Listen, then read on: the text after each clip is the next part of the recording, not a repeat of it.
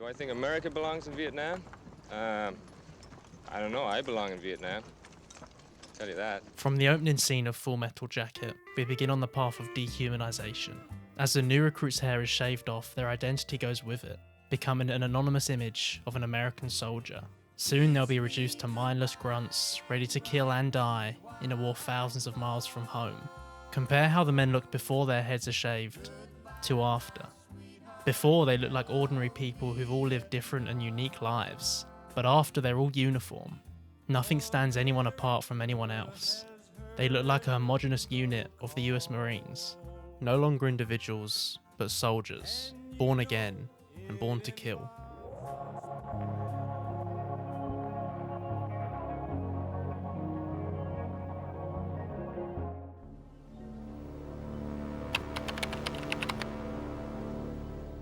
Full Metal Jacket is a film about individuality, and how the structures of the US military and their role in the Vietnam War puts a threat to this.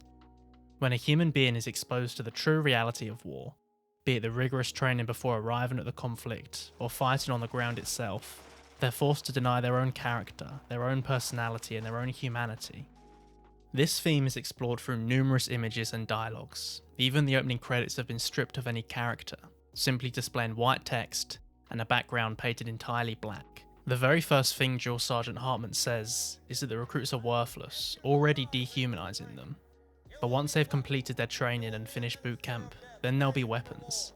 He never once actually refers to his men as human beings with unique thoughts or any sense of right and wrong. You're not even human fucking beings.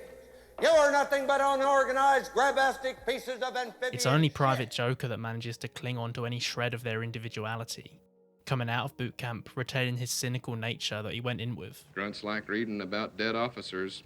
Okay, an officer. How about a general? At the start of boot camp, Hartman mentions that there's no room for racial divides. While progressive, this only works to chip away at the men's individuality, dismissing any factors that might make one recruit unique from the next. His dehumanization is also seen with the nicknames he gives to the men. Leonard Lawrence is no more, there's only Private Pile, or Private Joker, or Private Cowboy. The recruits' old lives are over, and their new one is characterized entirely by their service to the US military. They're no longer men, but weapons to be used at the disposal of the United States. Hey! Shoulder!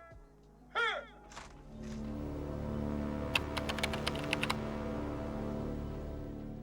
The boot camp section breaks the characters down. Through repeated marches, rifle exercises, and assault courses, the men lose any individuality and are reprogrammed into cold-blooded American killers ready to shoot on sight.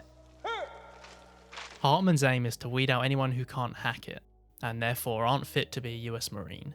At first, it looks like Pyle can't hack it, but it eventually becomes clear that he's perhaps taken his training and his indoctrination to kill a bit too seriously.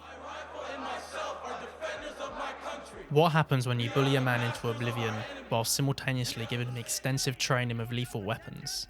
Well,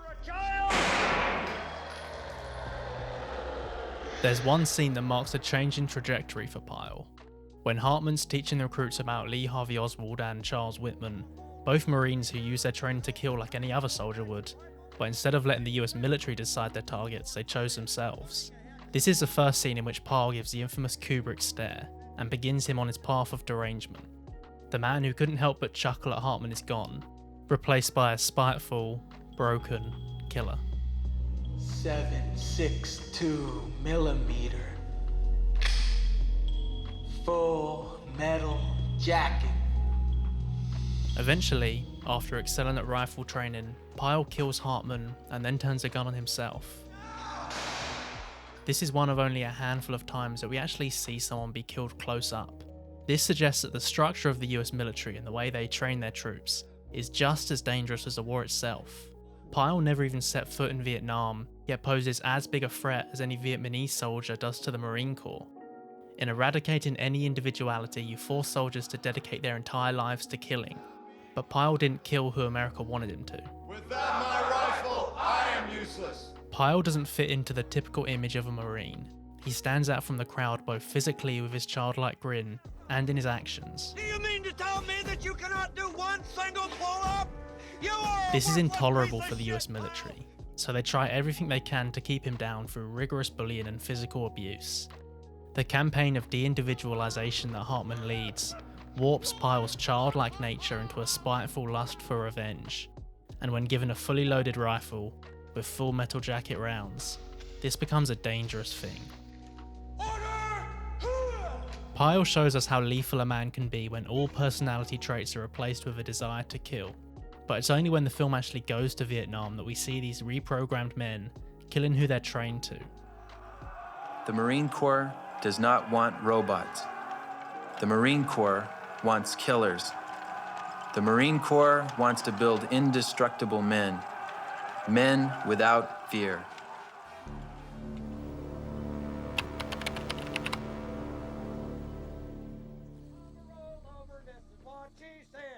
In contrast to boot camp, Vietnam is a place with no rules. From the very first scene this is understood, with a prostitute's price easily being haggled down before Rafterman gets his camera stolen. Something like this would never fly in boot camp. This shows the irony in how the US fights a war. All these extensive plans and procedures are thrown out the window the minute they actually arrive at the conflict. Their overwhelming firepower is no match for a single Vietnamese sniper who kills 2 American soldiers. It's only after the sniper is dealt with that the town is burned to the ground, achieving no real goal apart from destruction. We have nailed our names in the pages of history. Enough for today. It's in Vietnam that we encounter Animal Mother, who's almost a quintessential image of a mindless soldier, the kind of soldier Hartman would have been proud to create. There's an eerie similarity between Animal Mother and Pyle, be it their childlike grin or slow demeanour. Perhaps Animal Mother is just as deranged as Pyle, but has decided to turn his sights on the Vietnamese people rather than the American people. Even his name shows the irony. Again, it's not his real name, so any aspects of his old life have been washed away. But the name Animal Mother gives an impression of a maternal, caring figure, despite being clad in 2 bandoliers and carrying a heavy machine gun at all times. What do I think about America's involvement in the war? Well, I think we should win. When Animal Mother first meets Joker, they don't see eye to eye.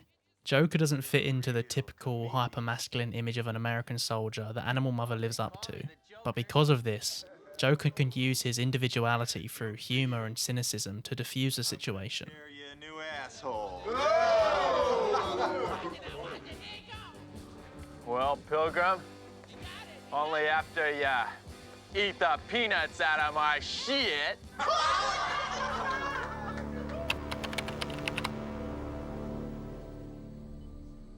From the outset, we begin to understand Joker's personality. He mocks Hartman with a John Wayne impression on his first day at boot camp. That you, John Wayne? Is this me? Who said that? In doing so, this not only ridicules Hartman himself, but also the general masculine American ideals that the military views as gospel, which is embodied by John Wayne. Because of this, he gains the nickname Joker, establishing his cynicism and that he doesn't take the US military as seriously as they think he should.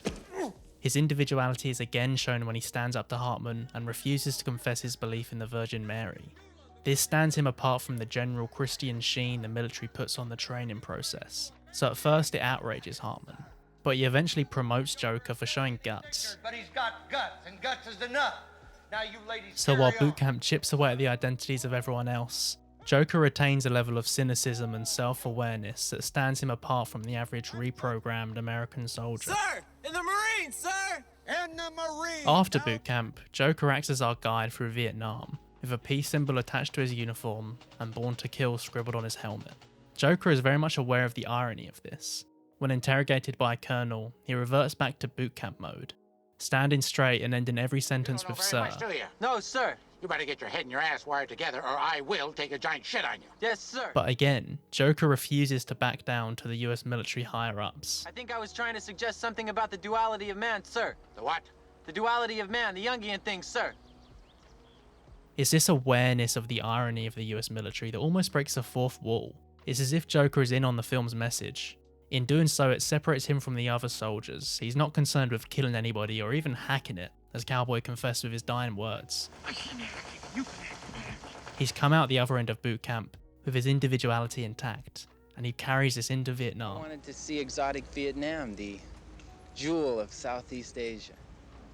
I wanted to meet interesting and stimulating people of an ancient culture and kill them. I wanted to be the first kid on my block to get a confirmed kill. However, by the end of the film, Joker's grasp on his individuality seems to be in question. After they eventually find and shoot the sniper, she lays dying on the floor, begging the Americans to kill her. It's actually the sound design that first indicates the importance of this scene for Joker, repeating the same echoed sounds we hear when Pyle kills Hartman. Fresh out of friends. I'm running this squad now, and I say we leave the kook for the mother-loving rats. The repetition of this sound suggests that in these two moments, both men have completed their journey of dehumanization and finally become a true Marine. In killing someone, they've succeeded in their #1 objective. Before killing her, his peace symbol is gradually obscured. Knowing Kubrick, this was almost certainly intentional. This not only shows how peace has lost, Joker has taken a life and failed to live up to the ideals characterized by his badge, but it also shows the end of his duality. The symbol of Joker's individuality is gone. He's lost his humanity and retreated into the masculine image of a Marine Hartman tried to mold him into. It's in this moment that he's become yet another anonymous American soldier in Vietnam, no different from Animal Mother or any members of his squad. He's sent there to kill, and he's finally completed that objective. This is shown again in the very last scene, when he happily joins the soldiers in the Mickey Mouse chant. Joker is framed in the foreground, but is just one of many, no longer standing apart, no longer aware of the irony of the US military, and has become just another mindless part of it.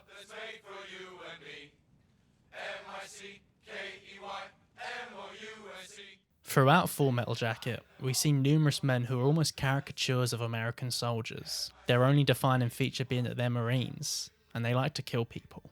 Pyle and Joker, while at first resisting this loss of individuality, eventually succumb to the transformation, and find their place among the gang of killers that is the US Marines. Pyle's character is eroded away until he identifies himself exclusively with the relationship he has with his rifle. But while Joker resists the dehumanization during boot camp, it's his time in Vietnam that completes his transformation, retreating into the masculine image of an American Marine in order to cope with what he has to do to survive the conflict. As the credits roll, Paint It Black by the Rolling Stones plays. This song describes painting over everything that came before with a singular homogeneous black paint. This is very much the same journey the soldiers go on. Everything before their time in the military is wiped clean, replaced by a uniform experience with no individuality or uniqueness. They become black in the sense that they've all been transformed into the same masculine image of a perfect soldier, with no other personality apart from their desire to kill. They're reborn, and as Joker states on his helmet, they're born to kill.